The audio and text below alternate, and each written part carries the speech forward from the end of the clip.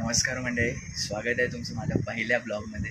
आजपासून ब्लॉगिंगची सुरुवात करतो आहे मी.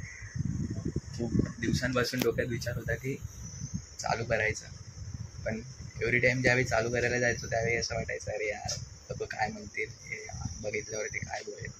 सो फायनली हा माझा पहिला ब्लॉग येतो आहे आणि आतापासून आम्ही स्टार्ट करतो आहे. सो आम्ही चाललो आहे माझ्या गावी सिंधुदुर्गला, कोकणात. मी आणि माझी बहीण आहे. आठवड्याचा प्लॅन आहे, तिथे जाणार.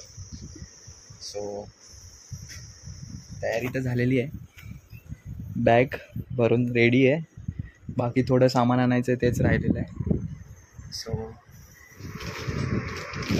इकडे बाय तिची बॅग भरण्यात बिझी झालेली आहे, तर ती सर्व तिची बॅग वगैरे पूर्ण भरून आम्ही आता 9:45 आम्ही निघालो आहे. आता तर आमची 10ची ट्रेन आहे. मी तुम्हाला कोकण कन्या बोललो, कोकण कन्या नसून आमची मँगलोरची ट्रेन आहे 10ची. तर ती 14 नंबर प्लॅटफॉर्मवरून सुटणार आहे. तर हा आमचा डब्बा 3 टायर ACची तिकीट आमची कन्फर्म झालेली.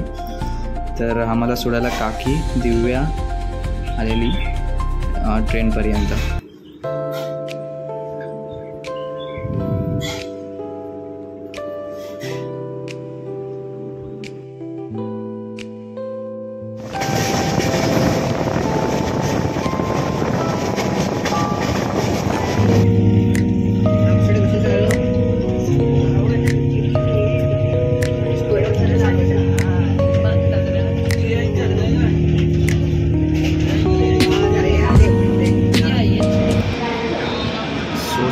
सुमारे 6च्या मनाने कणकवलीला आमची ट्रेन येऊन पोहोचली.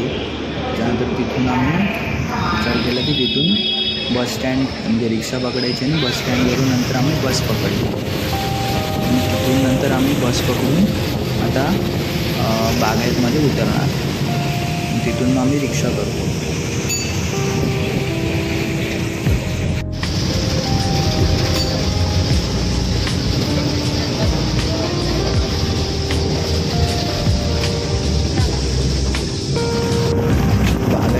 बसमधून उतरलो, बघतो तर काय एक पण रिक्षा भेटत नव्हती, म्हणजे आलेलेच नव्हते. आम्ही पावणेटला बागायतमध्ये पोचलो. त्याच्यानंतर हे पहिले काका हे गाडी रिक्षा घेऊन आले. त्यानंतर मग तिथं चहा वगैरे पिले आणि नंतर मग निघालो. आणि फायनली घरी येऊन पोचलो आहे.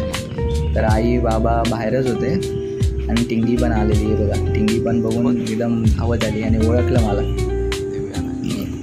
आणि बाबा हे करत होते, झाड पाणी लावत होते माडांना. तर भेटू पुढच्या ब्लॉग.